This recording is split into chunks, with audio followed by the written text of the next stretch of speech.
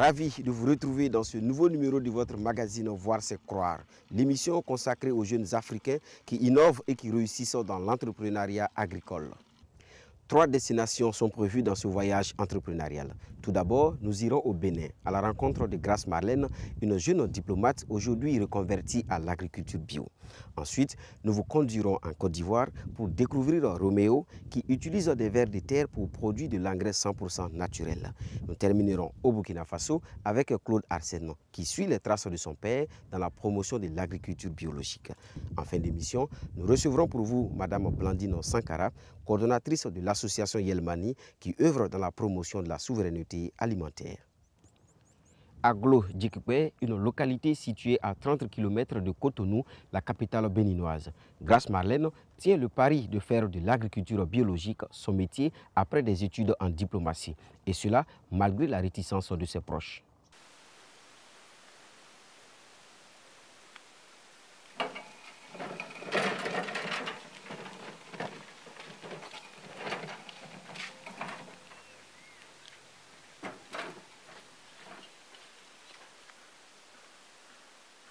Je suis très sensible à tout ce qui concerne l'environnement, la protection de la nature en elle-même.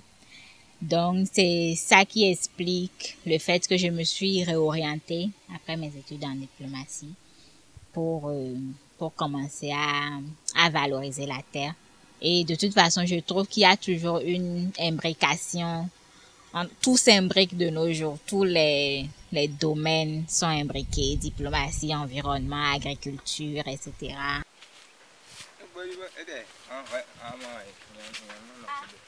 Je dois avouer que ma migration de la diplomatie à l'agriculture n'a pas été facile.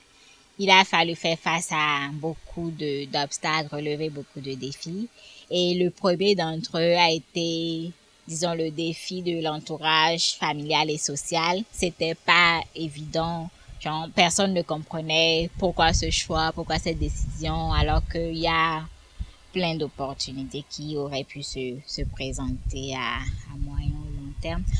Il a fallu convaincre par des mots aussi, mais surtout par de la détermination, y aller, agir, ne pas seulement être en train de parler, parce que je me suis rendu compte que à force d'être en train de parler, d'attendre l'approbation, je n'y serais jamais allée. Elle est partie de l'innovation pour augmenter son chiffre d'affaires. Mieux faire que les autres. L'autre défi a été de recevoir une formation en bonne et due forme. Et moi, il me fallait quelque chose de pratique. C'est vrai que je m'étais essayé un peu à la permaculture, mais sous d'autres cieux. Mais c'était pas du tout adapté au contexte béninois. Donc, il a fallu que je suive une autre formation pratique. Oui, voilà. Par la grâce de Dieu. Ça n'a pas été facile, puisque nous-mêmes, on n'avait pas prédit un tel sort à notre fille. Hein, parce que elle a été brillante pendant les études, elle a eu ses diplômes, et la situation a fait que bon, elle a choisi d'être entrepreneur agricole. On a essayé de l'en dissuader, mais pour cette détermination, on a été obligé de nous résigner. Je dis bien nous résigner parce que on attend de voir la suite.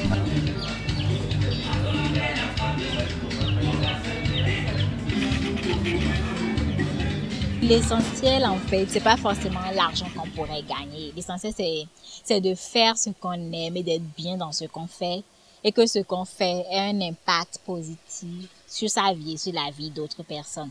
Donc, pour moi, c'est ce qui importe. Et en parlant de diplomatie, c'est vrai qu'on aurait pu me dire, mais si tu étais diplomate, tu aurais pu, parce que c'est un titre assez prestigieux, tu aurais pu avoir des honneurs, bénéficier de privilèges et d'immunité diplomatique et tout, passeport diplomatique, etc. Mais bon, pour moi, je me dis, ce que je fais aujourd'hui peut m'amener à dans des contrées incroyables ou bien à des endroits que je n'aurais pas pu m'imaginer aller en tant qu'agricultrice, parce que on est dans un monde de possibilités, on est dans un monde d'opportunités aujourd'hui où tout est imbriqué. Donc, il y a plus de barrières de carrière et autres. J'ai beaucoup de raisons d'être fière aujourd'hui et je vais commencer d'abord par le fait que aujourd'hui je travaille dans un cadre où je peux exprimer mes idées librement, faire travailler mon imagination. J'ai des collaborateurs autour de moi que j'embarque dans l'aventure et tout ça. Et je suis assez fière d'avoir pu créer du travail pour moi-même et aussi pour les jeunes avec lesquels je travaille. Et l'autre raison d'être fière, c'est tout ce qu'on a pu faire jusqu'à aujourd'hui. On a grandi progressivement. Il y a des personnalités quand même qui sont venues visiter la ferme parce qu'ils ont entendu parler d'une initiative de jeunes pareils et tout. Système d'irrigation, autre que les... Comme conseil aux jeunes, j'aimerais juste les exhorter de manière générale à prendre conscience que en fait, il n'y a qu'eux-mêmes qui puissent construire véritablement leur avenir en tenant compte de ce qu'ils veulent, de leurs aspirations, de leurs passions et de leurs convictions.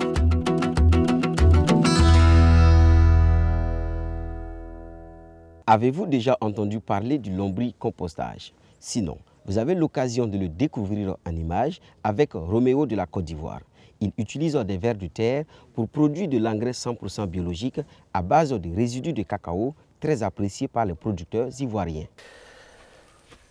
Oh ya ya, super vert. Ah ouais. J'aime le ver de terre, donc j'aime travailler avec le ver de terre et j'ai appris beaucoup de vers de terre, voilà. En l'occurrence, la patience, comment est-ce qu'un être aussi fragile arrive à produire quelque chose d'aussi sain et avec un impact aussi grand. Pour moi, c'est beaucoup de sens. Là, celui-là, c'est une variété de verre qu'on trouve ici sur le plan local. Hein. Voilà. Donc, c'est une variété de verre local. Quand il est tout petit, il est bien rouge. Après, quand il commence à être adulte, il a une couleur un peu violacée. Voilà. Le lombricompost, c'est un peu pas loin de ma formation. Donc, c'est un peu un travail que j'ai appris. Et c'est une solution aujourd'hui en Europe qui est de plus en plus promue pour la fertilisation des plants. Voilà.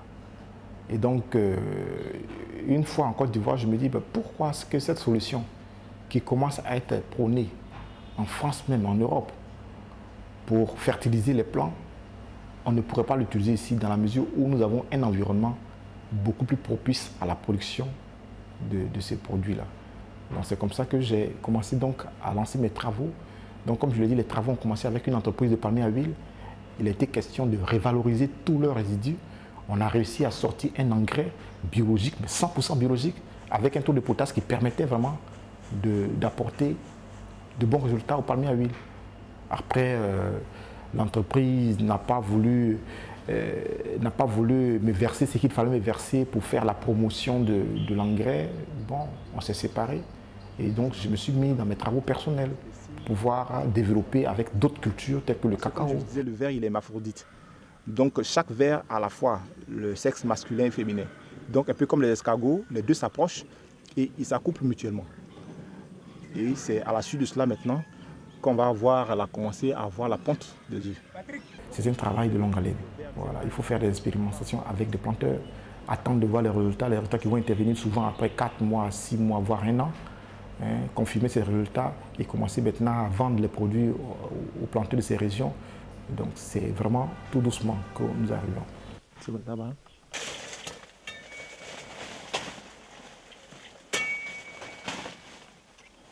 Ah, alors, mon frère, On est arrivé? Merci bien. Comment ça va? Ça va bien. Ok, Dieu merci. Ah, il y a longtemps, hein? Oui. Un changement au niveau de ma production, hein? Ok. De 200 000 francs, je suis passé à 400 000 francs. Et je pense que cette année-là, vraiment, ça sera plus que ça, au moins 600 000 francs peut-être. D'accord. Autant, Et comment ça pas- se manifeste? Qu'est-ce que tu as commencé à ressentir vraiment? Qu'est-ce que tu constates? Mais je constate que les plants qui perdaient leurs feuilles avant n'étaient plus comme ça après que j'ai commencé à utiliser le produit. D'accord. Les plants ne perdaient plus leurs feuilles comme avant. D'accord. Oui.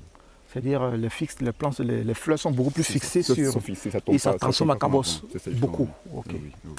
Donc je D'accord. compte sur vous, je veux que ce produit soit toujours à la disponibilité pour que nous puissions l'utiliser.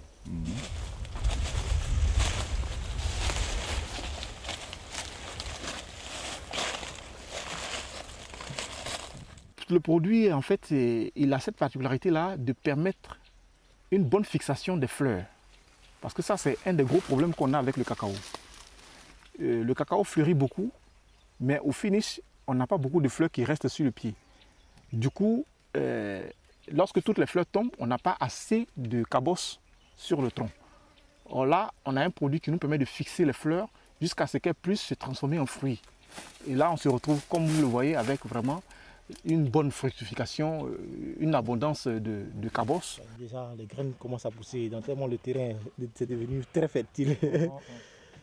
Notre grande satisfaction aujourd'hui, c'était de pouvoir mettre au point un engrais qui vraiment nous permet d'obtenir des résultats.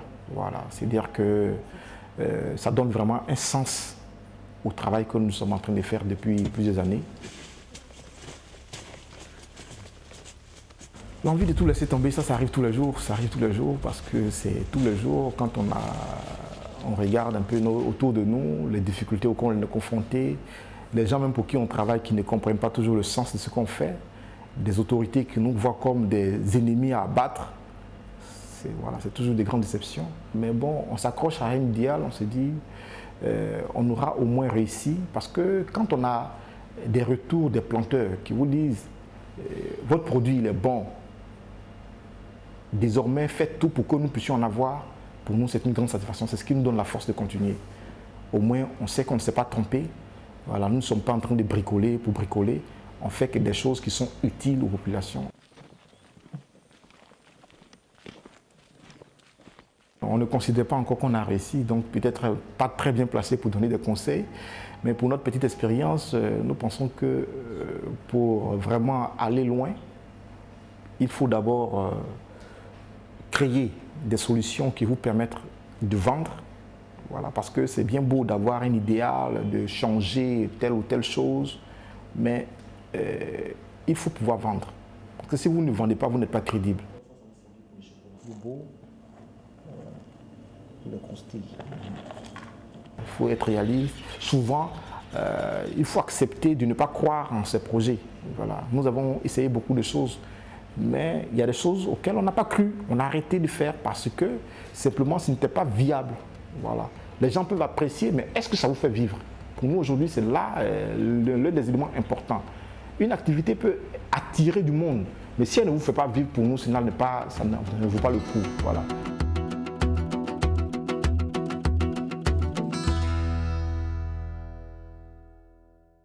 L'un des freins à l'adoption de l'agriculture biologique au Burkina Faso, c'est la disponibilité des intrants. Une opportunité que Claude Arsène a vite fait de saisir en proposant aux producteurs des produits de traitement et de fertilisation entièrement naturels.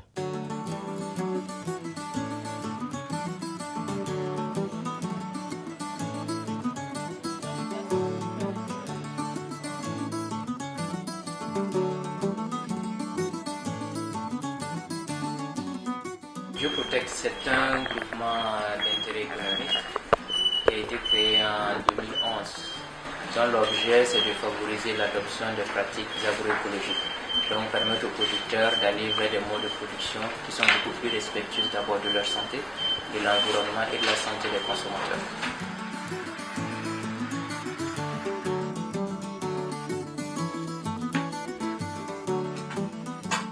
Nous avons un volet de recherche et développement qui se fait de concert avec les institutions de recherche, que ce soit local ou international. Donc au niveau local, nous travaillons surtout avec l'INERA. Au niveau international, nous travaillons avec l'IRD, le LSTM, et une société de recherche française privée qui s'appelle Biofitech. Nous ne restons pas uniquement au labo pour des manipulations, mais c'est des actions de recherche-action au niveau des producteurs pour qu'ils constatent d'eux-mêmes les changements des nouvelles technologies qu'ils vont mettre en place. Longtemps, l'agriculture biologique a été délaissée, on voyait un frein à son adoption parce qu'il n'y avait pas d'intrants. Donc c'est pour ça que nous proposons des intrants, des produits de traitement et des produits de fertilisation pour permettre à la fois d'amender le sol, de fertiliser le sol et de protéger les cultures, donc permettre des rendements croissants.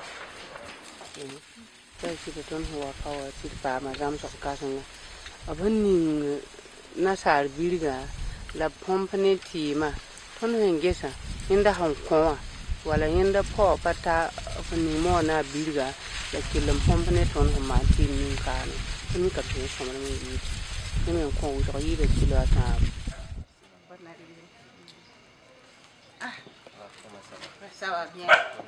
Ouais, ça va. Quand on met un enfant au monde et se met au sérieux dans les études, on aimerait, bon, naturellement qu'il fasse comme vous. Donc ça, c'est du côté attente. Voilà. Mais surprise, parce qu'avec ce qu'il a fait comme étude, j'étais vraiment surpris qu'il se lance dans cette aventure d'initiative personnelle, alors peut-être il avait les facilités donc, de se faire embaucher quelque part, suivant la voie de la facilité, comme bien d'autres jeunes aiment le faire actuellement. Une des questions clés de cette agriculture biologique-là, c'est la question des intrants écologiques, donc les pesticides comme les fertilisants. Voilà. Et voir que lui, il a choisi de s'investir justement dans ce domaine-là, c'est comme s'il apportait quelque chose qui manquait, moi, à ma façon de faire. C'est peut-être depuis l'ADN que cette influence existe déjà. Et en grandissant, en le voyant travailler, j'ai vu que tous les travaux qu'il menait étaient dans ce sens. Voilà, ça c'est déjà de façon indirecte. Et Dezio, lorsque j'ai voulu me lancer, il fait partie des premiers, sinon il a été le premier à me soutenir. Sans argent, dans son bureau, il m'a confié un petit coin. Voici Arsène, ici, tu peux utiliser ça comme bureau. Okay? Un petit local, voilà, on va essayer ensemble de l'aménager pour servir de point de départ du laboratoire. Donc ce sont des facteurs qui nous ont permis avec 0 franc de démarrer quand même l'activité. Au niveau de la vie familiale, il gagne bien sa vie avec le revenu qu'il gagne mensuellement. Ensuite, ce qu'il gagne encore, c'est le fait qu'il arrive à donner son savoir, il arrive à employer plusieurs personnes et beaucoup de familles gagnent leur vie à travers ces activités. Déjà, je pense que c'est quelque chose qui gagne aussi. Nous sommes toujours dans la quête perpétuelle d'accroissement du résultat de l'entreprise. Donc, il y a une certaine satisfaction morale. On espère que la satisfaction financière viendra plus tard. Voilà. Mais épanoui, oui. Il n'y a rien de plus beau que lorsqu'un producteur vous appelle pour vous dire merci parce qu'en utilisant votre produit, il a réussi à combattre une maladie ou un ravageur que depuis longtemps il luttait, mais en utilisant des mauvais produits, il avait des problèmes de santé.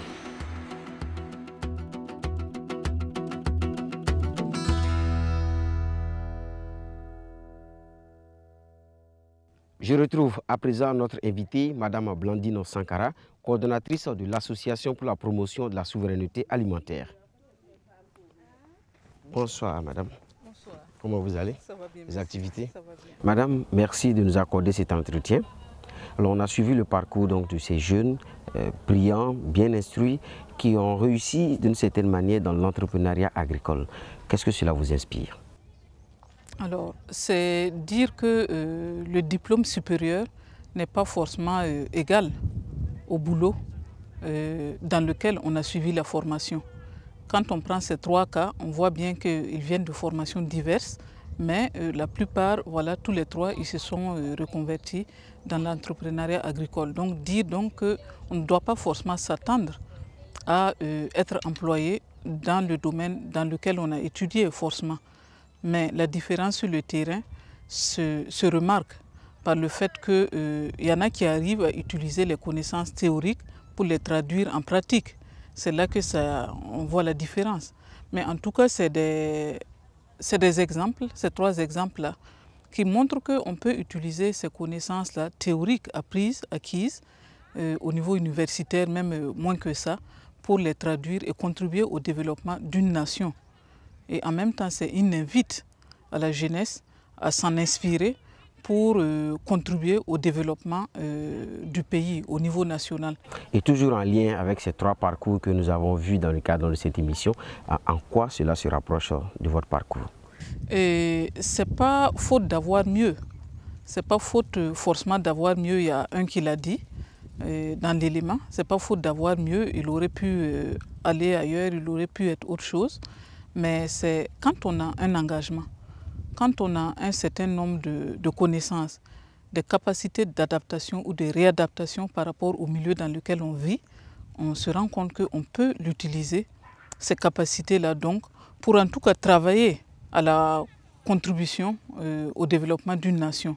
Donc toutes ces capacités-là, quand vous les avez, à tout moment, n'importe quel lieu, vous pouvez en tout cas vous réadapter par rapport au contexte pour contribuer au développement. Et c'est ce qu'ils ont su faire, surtout quand on a aussi des ressentis personnels. Tout ça, c'est en lien avec le ressenti. Parce que s'ils n'avaient pas, cette envie, ils n'avaient pas ce côté, ce flair-là pour l'entrepreneuriat agricole, ils n'allaient pas s'engager dans ça. Donc, c'est à la fois avoir des connaissances et savoir s'adapter, avoir cette capacité d'adaptation par rapport à ces ressentis. Et par rapport à ce que vous dites, vous qui êtes coordonnatrice de l'association Yelemani, on voit que vous êtes résolument engagée dans la promotion des petits agriculteurs. Pourquoi un tel engagement? Et quand on regarde un pays comme le Burkina Faso, on se rend compte que l'agriculture familiale a toujours nourri les villes comme les campagnes. Et c'est toujours d'actualité. Quand on prend cette agriculture-là, on se rend compte que c'est un maillon important dans le développement du Burkina. C'est toujours cette agriculture-là, depuis longtemps, qui a nourri et qui continue à nourrir la population burkinabé. Donc en ça, pour nous, c'est très important. Il était important de valoriser la production de cette agriculture-là, familiale. Nous avons choisi à Yelemani de faire la promotion de cette agriculture. C'est un choix délibéré à travers ce site-là et de faire de la promotion de l'agriculture familiale, mais en même temps de traduire, de montrer notre vision, la vision que nous avions donc du développement, de la souveraineté alimentaire. Donc pour nous, il est impensable de parler de développement aujourd'hui, de parler de souveraineté alimentaire si on ne se tourne pas vers l'agriculture familiale. En tout cas, à Yelemani, c'était comment traduire ce lien-là, comment faire le lien entre la ville et la campagne, quand on sait que c'est cette campagne-là qui nourrit la ville. Donc comment créer ce lien? En même temps, ça crée des revenus. Ça crée des revenus pour ces producteurs-là. Et nous, on traduit notre vision à travers ça. Et on sait que c'est un élément important, c'est un moteur de développement, l'agriculture familiale. Et on ne peut pas, en tout cas, imaginer aujourd'hui la souveraineté alimentaire sans cette agriculture familiale-là. Et vous avez parlé également de ce lien. Est-ce qu'aujourd'hui, il y a des motifs de satisfaction par rapport à votre engagement de départ? Oui, le motif de satisfaction, c'est déjà le site que vous voyez. Ce site-là qui nous permet de traduire notre vision, qui n'est pas facile à exprimer, parce que quand on parle de souveraineté alimentaire, c'est tellement complexe. Et quand on voit aujourd'hui ces femmes, ces productrices qui travaillent ici, qui arrivent à avoir un certain revenu par rapport à leur travail de maraîchage biologique, et oui, on a des motifs de satisfaction. Et quand on voit même les consommateurs burkinabés qui commencent à s'intéresser à cette production-là, locale et biologique, agroécologique, c'est des motifs de satisfaction. Et selon vous, comment la jeunesse africaine peut-elle contribuer à la promotion de la souveraineté alimentaire sur le continent? La souveraineté alimentaire passe forcément par la déconstruction des images de dévalorisation des produits de la production locale. Donc quand on parle de changement, c'est des changements profonds. Et quand on parle de changement, c'est la jeunesse qui est en tout cas un acteur important dans ce changement-là. Parce que quand on remarque, on regarde, c'est cette jeunesse-là qui sera en tout cas les décideurs de demain, que ce soit les décideurs au niveau familial que national, c'est cette jeunesse-là. Donc il va falloir travailler avec cette jeunesse et compter avec cette jeunesse qui va décider demain, que ce soit au niveau politique des orientations, que ce soit au niveau des familles.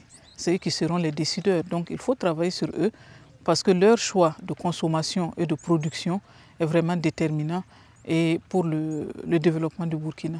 Et à cette jeunesse africaine, quel est le message que vous souhaitez leur adresser? C'est surtout de ne pas s'attendre à être forcément employé dans le domaine dans lequel on a étudié, dans sa filière de formation. D'aller puiser dans leurs capacités, dans leurs connaissances, pour en tout cas contribuer au développement, à l'édification de la nation burkinabé. Et chaque jeune peut le faire. Ne pas rester dans cette loisiveté parce qu'on n'a pas trouvé du travail dans son domaine de formation.